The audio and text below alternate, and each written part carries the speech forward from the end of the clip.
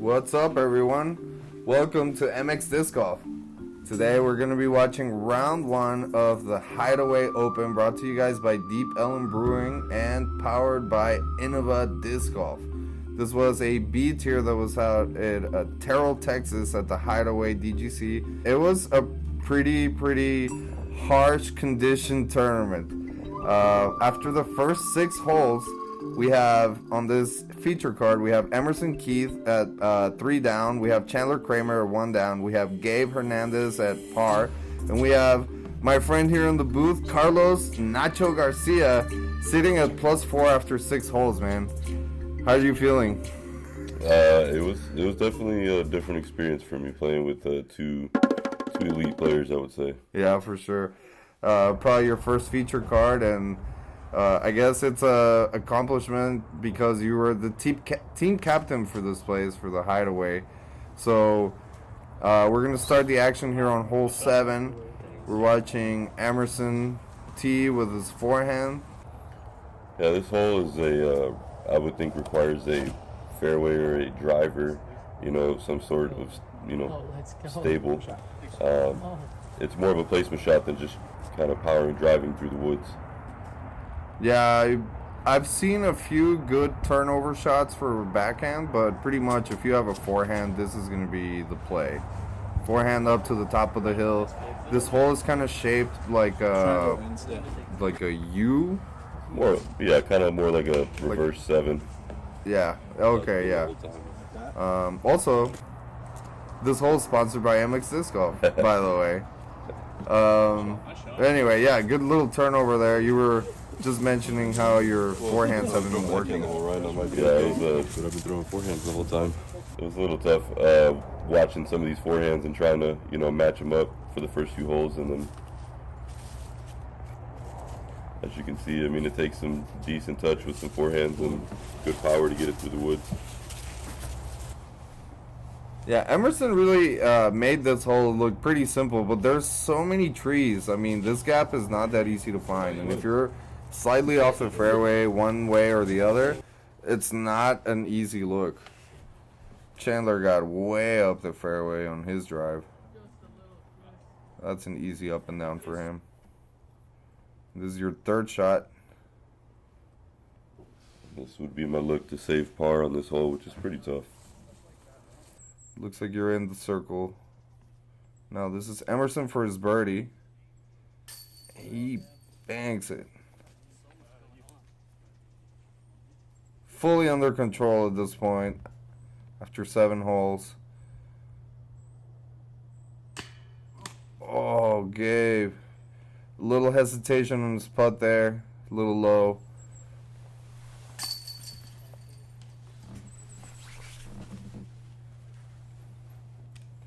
That's a good birdie cleanup from Chandler, and this is going to be your par putt. Also easy cleanup. And just like that, we're going to move on to hole 8. Now, this hole 8 is the yellow tee pad. Is the short. There's 2 hole 8s, right? Yeah, so there's 2 pin positions on this one. There's only 1 tee pad. So basically, the second long pin position is about 75 feet past the short pin. I have to say that for being one of the black, quote-unquote, black tee pads, this is one of the hardest holes easily. For sure. These 2 stretches of, these 2 holes are pretty tough when it comes to getting through the fairways. And it's still pretty, like I said, it's still pretty new course, so there are going to be a couple of trees probably coming down in the near future to help out the difficulty of this hole. Yeah, so clearly showing why you guys are the feature card. Whenever you guys are playing through this, it seems like the fairway opens up a little bit. The trees seem to get out of the way, kind of. Although not as much here for Emerson. That was a scramble shot, and he still has a lot of work to do here. This is for its 3. Give it a good bid. Now, everybody else is putting for their 2s.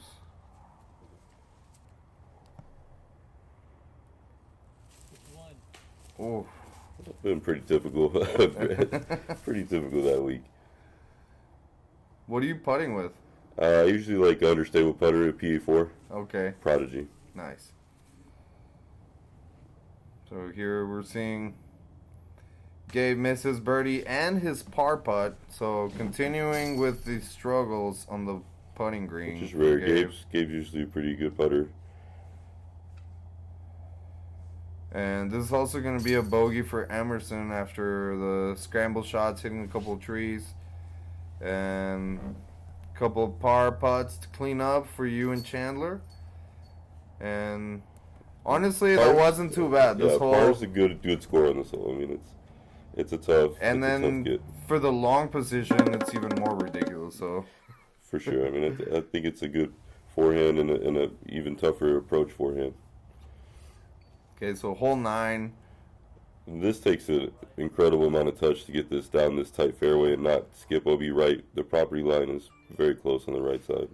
This is a brand new pin position for this hole that's never been played in any other tournament before. So they shortened it to make it into a par 3. It's just the first leg of the par 4, just like one little tunnel. For sure. Very, very tricky. And this is probably the closest I've seen to someone acing this. And it's... Ooh. Man, that was close. That looked really good. And that's exactly how you need to play this hole. Basically, just pipe it. Yeah, it's a committed shot down the middle, and just hopefully it doesn't kick to the right. Yeah, exactly what we just saw happen there from Gabe. And you kicked left, or you missed the man, though, is what happened. So you're throwing from the drop zone, you're throwing 3. Gabe actually went OB, so he has to play from where he went out of bounds. And here Jaden's kind of giving him a couple of tips, reminding him about the rule where he can be further back in line with the basket to find a better position. And after much deliberation, Gabe is able to pitch out that way.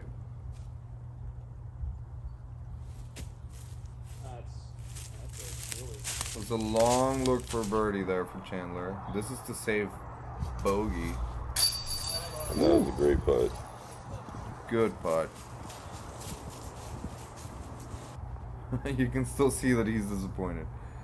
That was his birdie. Wow, he kicked off pretty far. He was coming in hot.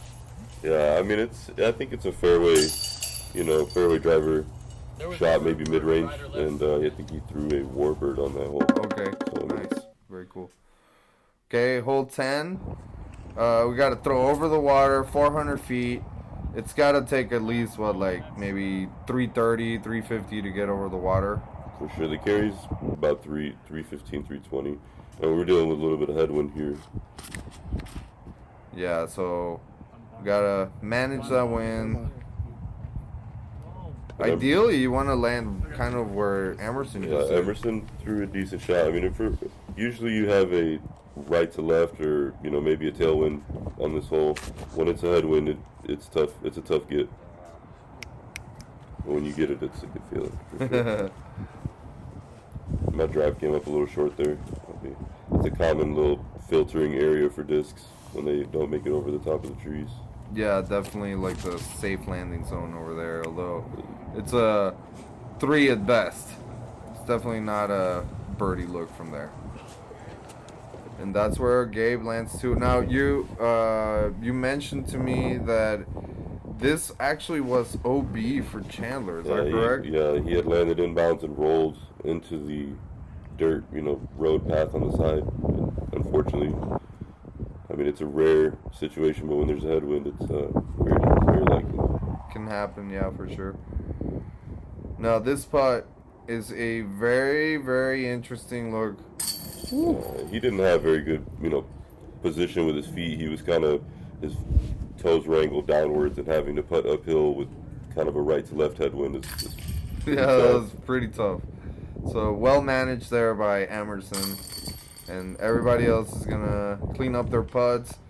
Chandler's going to end up with a bogey from the OB. And, yeah, hole 10. Probably not the hardest hole, but one of the prettiest holes for sure, having to throw over the water like that. Now, hole 11. We're playing to the alternate pin. This is also one of the new pin positions for this tournament. Everybody's just gonna play out to the middle of the fairway here. So tell me about this new pin position. Well, the new pin position kind of uses the hill that's on the right side of the hole. This still isn't a bomber hole. You want to keep it kind of center cut. You see the flags there that line the OB left, and if you kind of get it too far right, the water comes into play. So this is I mean, I've seen some big shots off the tee here, but most of the time you're going to be landing about here just to get a shot to the basket.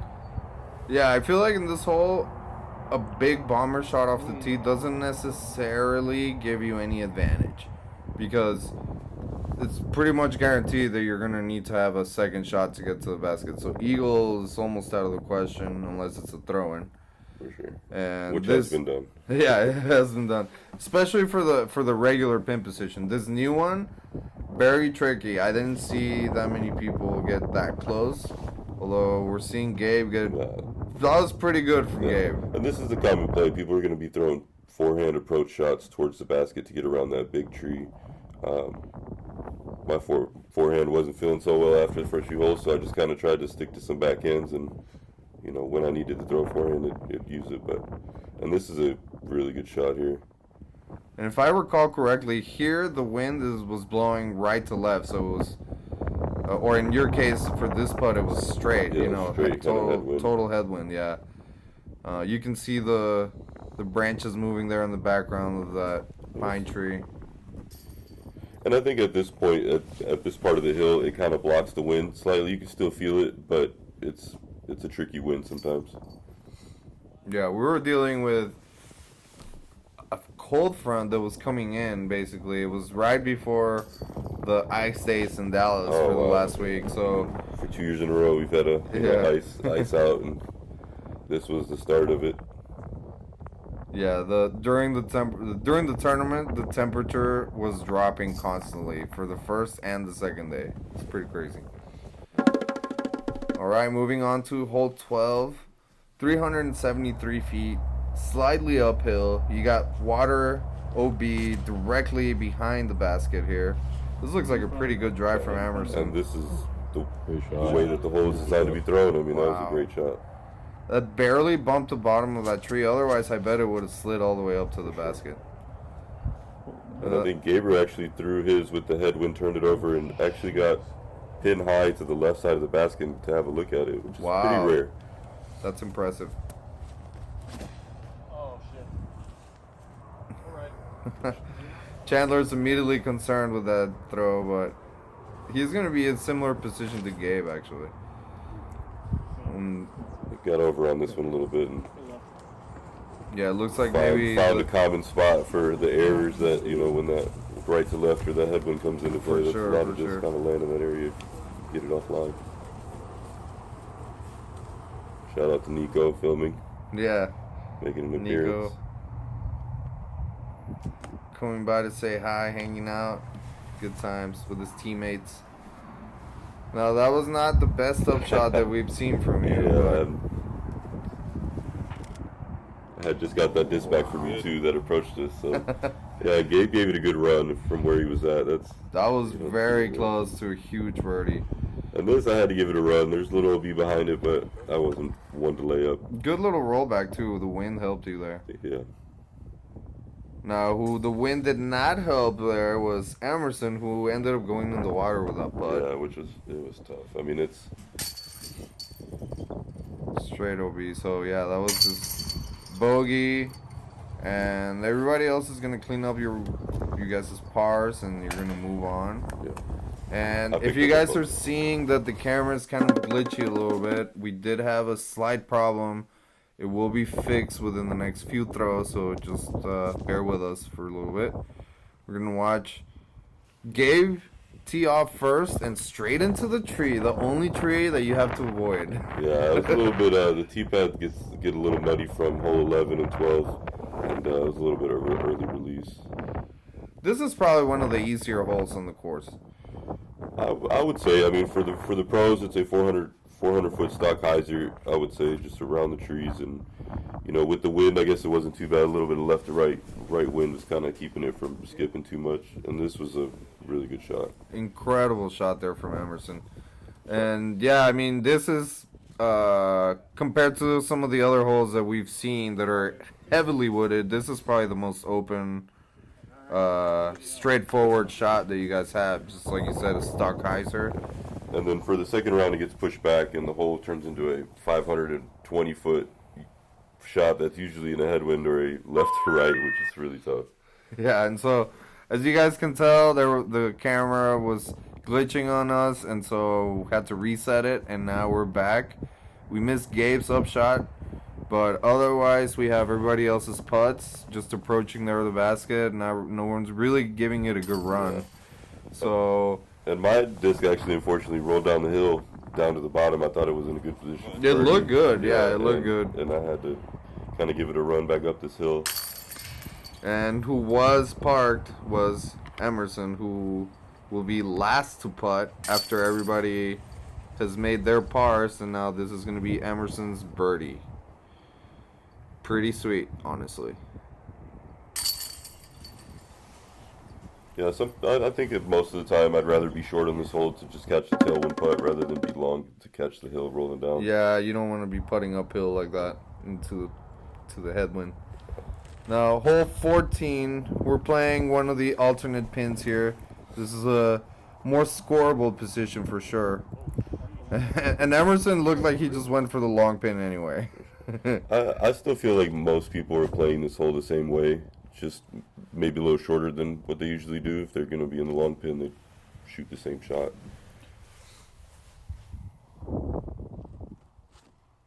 Yeah, there's definitely a few options for this pin position, which is pretty cool. We're just seeing it now. We're seeing hyzers, we're seeing forehands, we're seeing straight, down the middle. It's pretty cool. Oh man, that was so close. At least it looked close from our angle.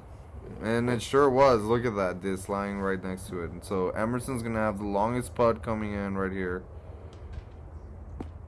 A little bit too high. Gabe had just asked if this was inside or outside. Gave him the outside. And knocked it down. He's doing pretty good from outside the circle. For sure. It's, his confidence outside the circle was definitely there. For some reason, just inside the circle, just actually is most of his normal putts that I think would be really, really good putts for him just weren't dropping. And sometimes that's how it goes. It's golf for you sometimes, For sure. And Chandler making really easy work of that putt. He made it look like it was effortless. So huge birdie there for Chandler. And yeah, we're going to have 3 birdies on that hole. It's pretty cool. And this is a similar shot to the last hole. It's just kind of a big hyzer, and Gabriel's comes up a little short. I will disagree. This is probably one of the hardest holes as far as like what the shape of the hole is. It's shaped like a zigzag, like a Z. For sure, but I think if you see here, the shot type is a big hyzer over the top, and it lands in a landing zone that allows you to approach the basket. Gotcha. So Okay. I see what you mean. Okay. So this is kind of like both of the shots that we threw on the prior hole. Yeah. Okay.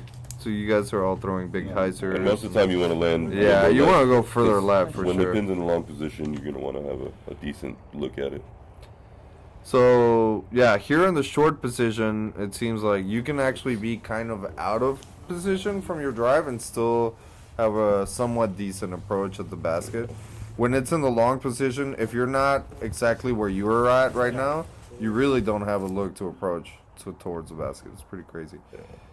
And this pin position, I believe, was made the hole a little softer. It was a very gettable birdie, which is not bad when you're having to get to the long positions in the final round, But yeah, it makes for a good change of pace and makes people feel good about the first day, and then go watch the punishment on the second round. Oh, a little man. monkey do. I just lack of commitment there and let go of that opportunity for birdie. That's unfortunate. Yeah. we're moving along swiftly, and unfortunately, we only saw one person card the birdie there. Although there were multiple opportunities. Yeah. And this is, I believe, one of the hardest holes on the property. It's like the haunted tunnel. Even when you think you have a good shot, it's gonna either go too straight or kind of kick early. And when you do get the birdie on this hole, it feels great. Yeah, this hole, like you said, the tunnel is very deceiving. I think it's much longer than it seems from the tee, so you can kind of get the corner sometimes, and you think, oh yeah, I'm gonna be all the way up there, and you're still left with a good 50 feet. It's crazy. And I brought my forehand here from hole 3 and 4. Oh no! Oh no! It's all right. We'll try to scramble through. This is why I call it the haunted part of it. It's just still, little unfinished, but that's okay. You still managed to. It brings the challenges to the course. Oh, you got stuck there with those down branches, but otherwise you made pretty good work. Now you're gonna be up there by the pin now, pretty sure.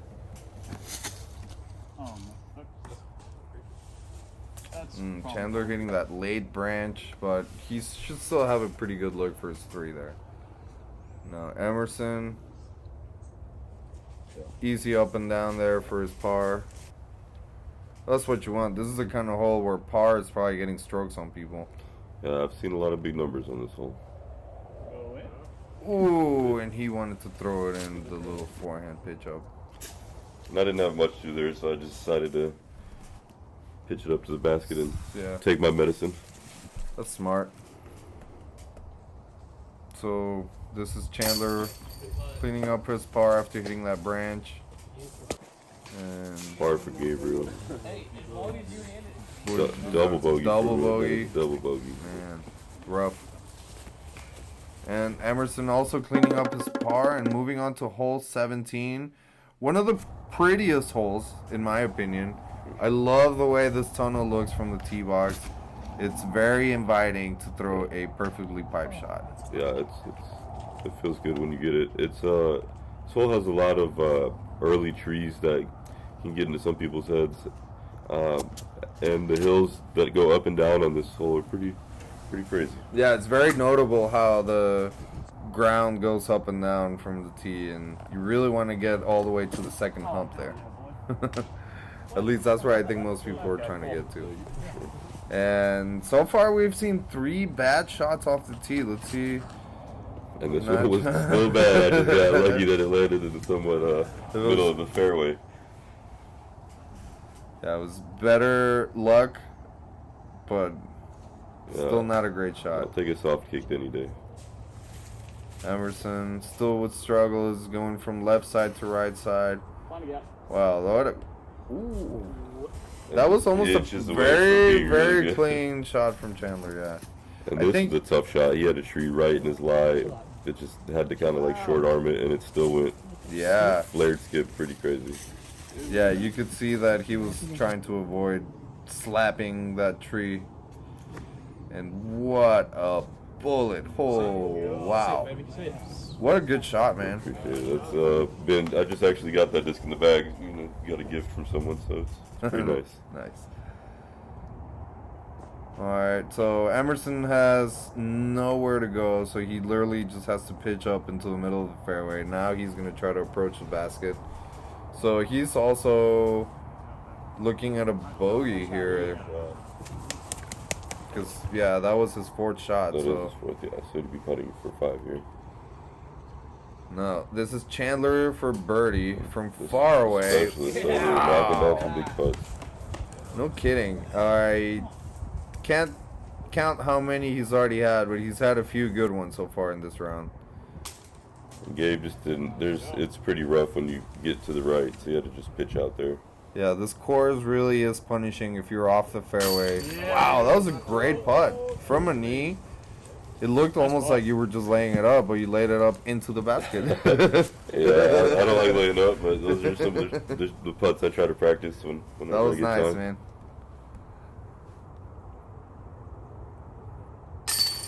Ooh, that one caught. Hey, Gabe was happy to get that one in the bucket. Glad he was able to knock that one down. Give him some confidence going into the next rounds.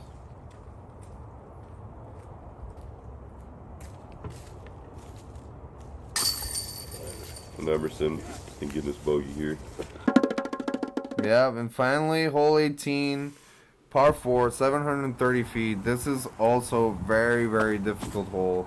You have to navigate this tunnel with the Mando, and then come out of the tunnel, and then go out into the open with the elevated basket. It's a lot. Which is a new addition. A couple people kind of looked at me for my, because I suggested that we should kind of elevate it to put some of the champions on there, but it's already a tough hole, and just making it a little tougher, making it a little more iconic, I think would be fun, and I think people enjoy it. Yeah, I enjoyed it. I think it definitely added to the challenge of this hole, not only this hole, but this course in general. In conditions like this too, even if you were 15 feet from the basket, it was crazy. And overall, I just love this course. It's so hard, it's so challenging, and it really puts, disc golf into the next level, in my opinion. And that was Gabe's forehand. Is going to trickle out to the right of the basket. Everybody's scrambling from the tunnel here, but at least you're able to get all the way out of the tunnel. Yeah, I mean, that's getting out of the tunnel's key for sure.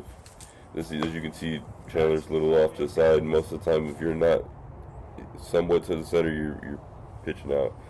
And this was two really good shots. The first one was a warbird or his word curl, that they called it during the round. The word curl. The word curl, yeah, his warbird that just kind of flips over. But yeah, this is a tough hole to get, and he made it look fairly easy. Yeah, that was textbook how you would manage a hole like this.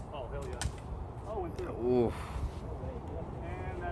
He still managed to get some kind of forward motion. I kind of lost it there with the camera, but he didn't die right there with the tree. So. And here, a kind of shank and approach shot, which is kind of been the story, and could be on the lower side of the basket. And now you're gonna have the wind. Yeah, it's gonna be the wind. Plus, on that side of the basket, I feel, and it actually visually is, the basket's about 4 or 5 feet taller than if you get on the left side of it. Man, huge difference. Yeah. And a good approach shot in the wind here for Gabe. And a little bit of airmail. And you still have a lot of meat on that bone there. there. Yeah, and this was what I was expecting to have the putt originally, and a little, off the band. Chandler got scared of what just happened to you, so he's overcompensated by leaving it low, and now he's gonna have to tap in also for a double bogey. Not a great way to finish your round. As you can see, Chandler's name there, last year's champion. Yeah, he is the defending champion. And you can't miss these here. There we go. Still scary though. Right. All right, well, finishing out Emerson. And 600 par for the round, which is a solid round, a 1045 rated round. And Chandler finishing off with 200 par, which is a 1015. Which is, I would think, is a pretty solid round. Taking that double at the end of the round, I think he didn't really enjoy, but he'll bounce back. Yeah, so just to give you guys an idea of how difficult this course is, even par was 1,000 rated. So very, very difficult, very challenging, and also the conditions didn't help very much. Normally this course is dry and plays fantastic, but as you can see the scores here from the pros, only a few people able to get under par. I think the pool was maybe like 40 MPO players, plus another 120 amateurs or something like that, and yeah, we're seeing some of the only people that were able to manage to get under par, and so. Also give a shout out to Nicky Ventura, the owner of the property. He's been putting in a lot of hard work to keep the course the way it's looking, and continuously progressing to make it more of a beautiful property. I know there's plans of adding 2 or 3 more courses to, bring a great property to East Texas area. So it's great to have him around. Don't miss the second round coverage on GK Pro. Thank you, guys. Thank you. Thanks, Nacho. No problem.